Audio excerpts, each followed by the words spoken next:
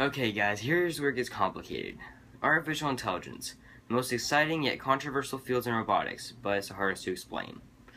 Now, there's this thing called Ultimate AI. Now, Ultimate AI is the dream of anyone in robotics, and it's the perfect replication of a human mind. It's able to learn, it's able to use languages, it's able to formulate ideas, and it's able to reason. But no one has gotten anywhere close to creating the Ultimate AI yet. Now, there are robots that can reason by themselves, there are robots that can use language by themselves, there are robots that can learn, there are robots that can problem solve, they can do all these things, but there's no robot that can definitely do all those things in one unit.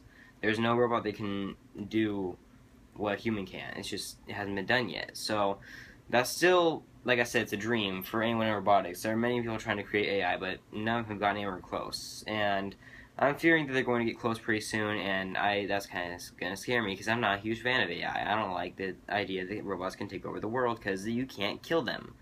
Because, well, if you guys didn't already know, robots can transfer their consciousness or their, well, yeah, consciousness into different units. So if you destroy a robot that is an AI unit, they can just transfer its consciousness into a new unit. So, referring to Ultron again, if you guys followed the comics or watched the Ultron movie, Age of Ultron, then you know that Ultron, there's over 18 different forms of Ultron. And each Ultron, every time he gets a better form, he destroys his old model and transfers his consciousness into the new model. So they can just keep transferring, they can just keep body hopping. No matter how many times you kill them, they'll always still be alive because they have their software plugged into another system. You can never destroy the source like you can with like an apocalypse of some kind. You can't just destroy what's causing it and expect it to stop because it will never stop. It will just keep spreading. It's like a virus. There's no getting rid of AI. That's why it should not exist ever. Now, since I can't stop the creation of AI, I might as well prepare you guys. So there are already computers that can problem solve. They do this by finding different facts from different sources, and they store them all, and then they review all the facts and determine which one would be best to apply to a method that they can use to solve the problem.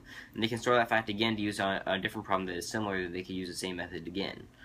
And while this is amazing, there are other robots that can do even more amazing things. There are robots that can actually learn. Now, these robots can learn by recognizing if an action achieves a certain desire. For example, if there's an obstacle in their way, and they can figure out by sidestepping that they can avoid the obstacle, then they'll figure out that that action can achieve their desired effect, and then they can store that in their memory and use it for the next time they face an obstacle in that form of problem.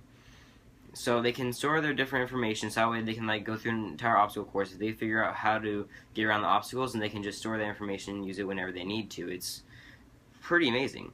But they can also learn from humans. They can watch how humans move, and they can follow human movements and store that information as well. There's actually a scientist that taught his robot how to dance because he started dancing and then the robot followed him. So now we have dancing robots because they can learn. So do with that what you will. Now, there are robots capable of social interaction as well. At MIT's Artificial Intelligence Lab, there's a robot known as Kismet. The thing's freaking creepy. It looks like a Furby without fur.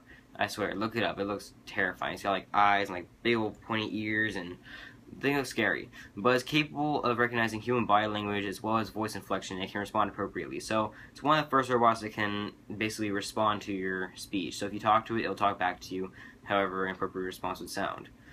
I'm not sure if that's scary or amazing, because the thing looks terrifying, but that's amazing technology. So go look up Kismet. It's Kismet. The thing's freaking creepy. You're gonna have nightmares. Now, the reason artificial intelligence is not yet possible is because scientists do not know how to design a brain. Now, for a heart, it's simple because they can just design it off of a model, so they can create artificial hearts all day. But they can't design a brain because there's so much going on, they can't figure out exactly how that works. They know that there's hundreds of thousands of neurons that go on through the brain, there's electrical signals that transmit them through your nerves that allow you to move and do certain actions, but they can't figure out exactly how that works and how everything corresponds and what consciousness does and what all that in the brain works, and they don't know how to design that. So a large amount of AI is theoretical, and scientists hypothesize how the brain works, but they don't exactly know how, so they experiment using robots. And ironically, robots are mainly used to discover how nature works. So the one thing that is like the opposite of nature is used to discover how nature works. It's pretty funny. So they take things in nature that they can't figure out how it works, and they apply it to a robot to see exactly how it works. So they basically reverse engineer it, apply it to a robot, and see if it works for the robot, and then they could apply it to a human if they would like. It's pretty weird. It's funny though.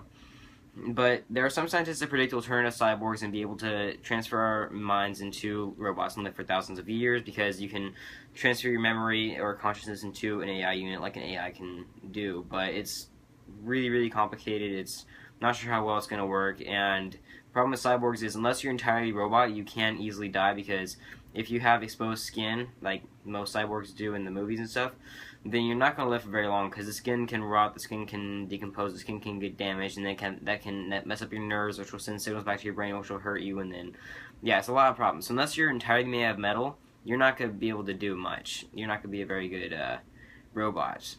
Well, that's about it, guys. I don't have much else to talk about. I'm very sorry that this is a late upload, and I had to upload it this week instead of last week because, like I said, I was having a lot of technical difficulties. The video was too long. It was not letting me upload it, and I did not have time to record that day, so I was not able to upload it. I didn't want to upload it throughout the week because this is a Saturday thing. I actually did upload that sorry video on Sunday just because I had to say something so that you guys would know what's going on, that the channel's not down or anything like that. So we will be going back to regular schedule next Saturday, so be sure to put your suggestions down below on what I should talk about. I could definitely use the suggestions because I'm out of ideas. Now I'm talking about time travel. Don't even start with that, because time travel is almost as complicated as artificial intelligence.